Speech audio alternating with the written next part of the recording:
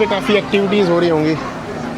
अरे वाह। বিশ্ব ভ্রমণের অভিজ্ঞতা তুলে ধরে ইউটিউবে জনপ্রিয় হয়ে উঠেছিলেন ভারতীয় যুবক অনন্ত মিত্তাল। অনরোড ইন্ডিয়ান নামের ভ্রমণ ভিত্তিক ইউটিউব চ্যানেলের এই নির্মাতা চীন সফরে গিয়ে পড়েছিলেন এক অপ্রত্যাশিত ও আতঙ্কজনক পরিস্থিতিতে। পর্যটক হিসেবেই চীনে প্রবেশ করেছিলেন তিনি, কিন্তু নিরাপত্তা জটিলতায় তার যাত্রা থেমে গিয়েছিল বিমানবন্দরে পৌঁছানোর পরই।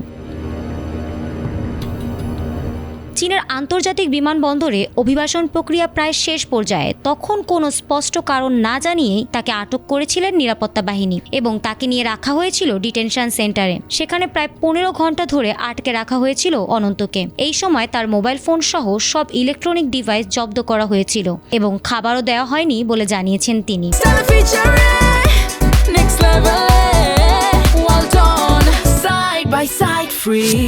জানা গেছে তার একটি মন্তব্যের জেরে বেইজিংয়ের মাটিতে চরম তিক্ত অভিজ্ঞতার মুখোমুখি হতে হয়েছে এই ভারতীয় পর্যটককে। অরুণাচলের এক নাগরিককে চীনে আটকের প্রতিবাদে তিনি আগে একটি ভিডিও করেছিলেন যা তাকে বিপাকে ফেলেছে। সেই ভিডিওতে তিনি বলেছিলেন অরুণাচল প্রদেশ ভারতের অংশ, আর তার এই বক্তব্য চীনা কর্তৃপক্ষের নজরে এসেছিল। এদিকে চীন অরুণাচল প্রদেশকে তাদের অবিচ্ছেদ্য অংশ মনে করে এবং এটি ভারতের সাথে তাদের সীমান্ত বিরোধের প্রধান কারণগুলোর একটি।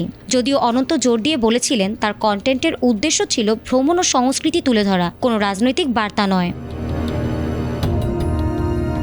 শেষ পর্যন্ত তাকে ছেড়ে দেওয়া হলেও এই অভিজ্ঞতা অনন্তর মনে গভীর ছাপ ফেলেছে, আর এই ঘটনাটি সামাজিক মাধ্যমে ছড়িয়ে পড়তে আলোচনার ঝড় উঠেছিল। অনেকেই এটিকে মত প্রকাশের স্বাধীনতা ও বিদেশি কন্টেন্ট ক্রিয়েটরদের নিরাপত্তার প্রশ্নে উদ্বেগজনক বলে মন্তব্য করেছেন। বিশ্লেষকদের মতে এমন ঘটনা শুধু একজন ইউটিউবারের ব্যক্তিগত অভিজ্ঞতা নয়, বরং ভারত চীন সম্পর্কের সংবেদনশীল বাস্তবতাকেও নতুন করে সামনে এনে দিয়েছে।